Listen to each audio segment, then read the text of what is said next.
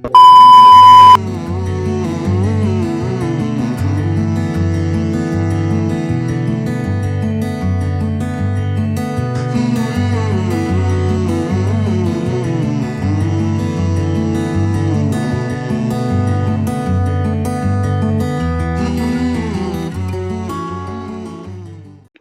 Beta di sini. Kalau pada sebelumnya kita sudah membahas tentang Undang-Undang Kesehatan dan PMK tentang keperawatan pada part yang pertama, sekarang kita masuk pada part yang kedua. Pada part yang kedua ini kita akan membahas tentang tugas dan wewenang perawat, khususnya sebagai pemberi asuhan, penyuluh konselor, pengelola, peneliti, dan hak dan kewajiban dari perawat. Oke, kita masuk yang pertama. Tugas dan wewenang perawat. Ini berdasarkan Peraturan Menteri Kesehatan Nomor 26 Tahun 2019.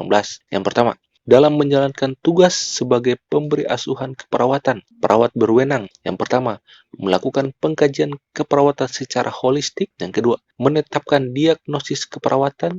Yang ketiga, merencanakan tindakan keperawatan. Yang keempat, melakukan tindakan keperawatan. Yang kelima, mengevaluasi hasil tindakan keperawatan. Yang keenam, melakukan rujukan. Yang ketujuh, memberikan tindakan pada keadaan gawat darurat sesuai dengan kompetensi. Yang kedelapan atau H, memberikan konsultasi keperawatan dan berkolaborasi dengan dokter. I, melakukan penyuluhan kesehatan dan konseling. Dan yang terakhir J, melakukan penaktalaksanaan pemberian obat kepada klien sesuai dengan resep tenaga medis atau obat bebas dan obat terbatas. Jadi secara tidak langsung seorang perawat, khususnya perawat profesi, bisa menulis resep, yaitu resep obat bebas dan obat terbatas sesuai undang-undang. Mengenai wewenang perawat ini ada dua, untuk perawat profesi dan perawat vokasi. Untuk wewenang perawat vokasi itu hanya pada poin A, poin B, poin E, poin G, dan poin I. Khusus pada poin I, untuk konseling ini seorang perawat vokasi tidak bisa. Jadi selain ini nih, semua wewenang perawat ini bisa dilakukan oleh perawat profesi, tapi untuk perawat vokasi ada batasan-batasan tertentu, yaitu pada poin A, poin D, poin E, poin G, dan poin I. Khusus pada poin J ini, seorang perawat itu bisa menulis sebuah resep obat bebas dan obat bebas terbatas. Tapi yang bisa menulis resep ini hanya seorang perawat profesi. Untuk perawat vokasi tidak bisa.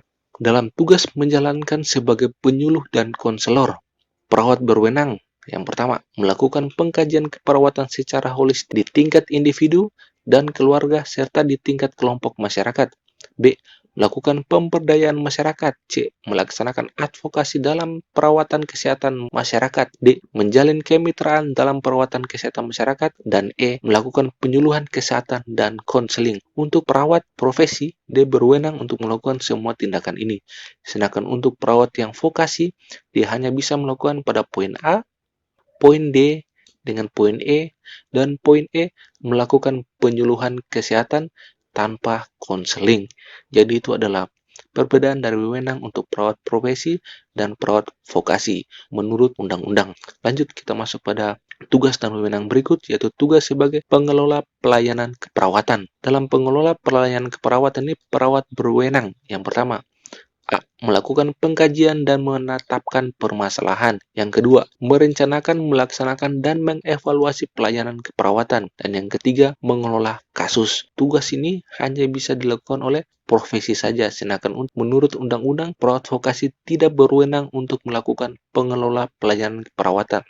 Berikut, dalam menjalankan tugas sebagai peneliti keperawatan, perawat berwenang. Untuk perawat profesi dan perawat vokasi ya. A, melakukan penelitian sesuai dengan standar dan etika. B, menggunakan sumber daya pada fasilitas pelayanan kesehatan atas izin. Dan C, menggunakan pasien sebagai subjek penelitian sesuai dengan etika dan ketentuan peraturan perundang-undangan. Nah, semua poin ini bisa dilakukan oleh perawat profesi. Sedangkan untuk perawat vokasi, kerjasama sebagai anggota tim dalam penelitian. Kita masuk pada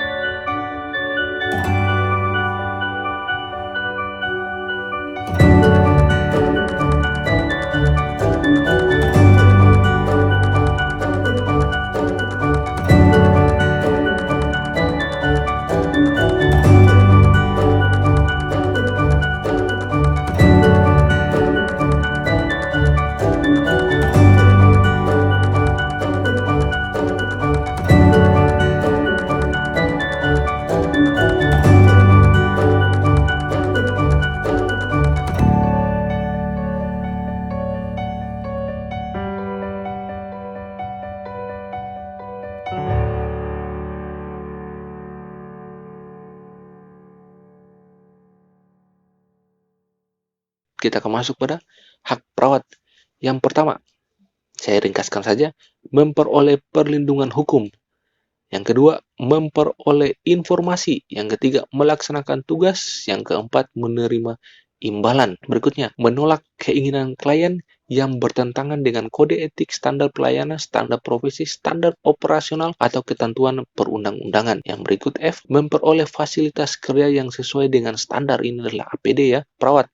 Memperoleh perlindungan atas keselamatan kesehatan kerja, perlakuan yang sesuai dengan harkat dan martabat manusia, moral, kesusilaan, serta nilai-nilai agama. Yang berikut H, mendapatkan kesempatan untuk mengembangkan profesi.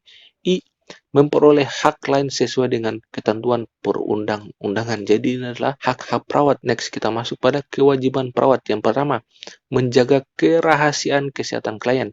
Yang kedua, memperoleh persetujuan dari klien atau keluarga atas tindakan yang akan diberikan. Yang ketiga, melengkapi sarana dan prasarana pelayanan keperawatan sesuai dengan standar pelayanan keperawatan dan ketentuan peraturan perundang-undangan bagi perawat yang menjalankan praktik mandiri. Jadi ini khusus bagi perawat yang melakukan praktik mandiri ya. Yang keempat, D, memberikan pelayanan keperawatan sesuai dengan kode etik, standar pelayanan keperawatan, standar profesi, standar prosedur operasional, dan ketentuan peraturan perundang-undangan. E, merujuk klien yang tidak dapat ditangani kepada perawat atau tenaga kesehatan lain yang lebih tepatnya sesuai dengan lingkup dan tingkat kompetensinya. Mendokumentasi asuhan keperawatan sesuai dengan standar. Ini wajib dan sangat penting. Memberikan informasi yang lengkap, jujur dengan jelas, dan mudah dimengerti mengenai tindakan keperawatan kepada klien atau keluarga sesuai dengan batas kewenangannya.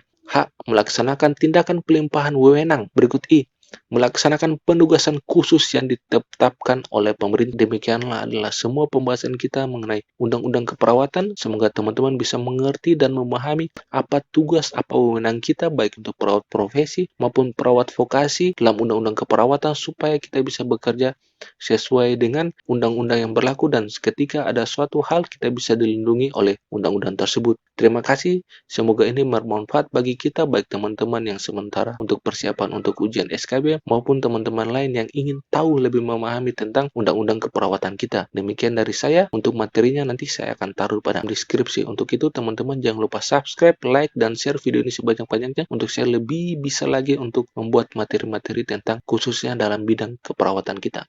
Terima kasih, demikian dari saya, dan salam.